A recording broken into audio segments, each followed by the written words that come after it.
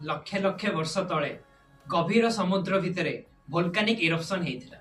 से भोल्कानिक इरप्शन सेतेबेले जाय चलला जेतेबेले जाय सेटा गोटे आइलैंड रे परिणत न होई जायछि।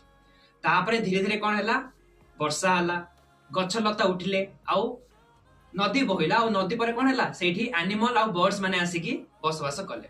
सेठी गोटे यूनिक बर्ड आसिकी रहिथिला, ता ना होछि डोडो बर्ड। से बार्डटा उड़ी पारु नथिला किंतु से सेठी बहुत खुशी थिला। बहुत वर्ष धरी सेही आइलैंड टा एमती नेचर रे भरपूर हेकी रहिथिला, किंतु धीरे धीरे अरब और पोर्तुगीज मानक नजर से आइलैंड टा आसिला, किंतु से माने सेठी बेस समय जाय रहि पारलेनी।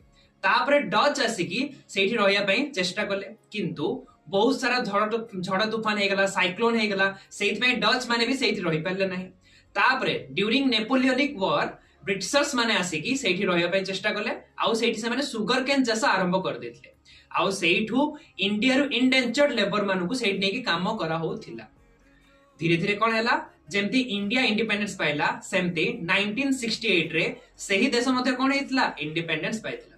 आउ सेही देशर इंडिपेंडेंस डे केबे डिसाइड करा हेतिला दांडी मार्च को नेकी मार्च 12 कोन डिसाइड करा हेतिला सेही देशर इंडिपेंडेंस डे। वर्तमान तम मानको काम होची मते कहइबो से देशटा की देश।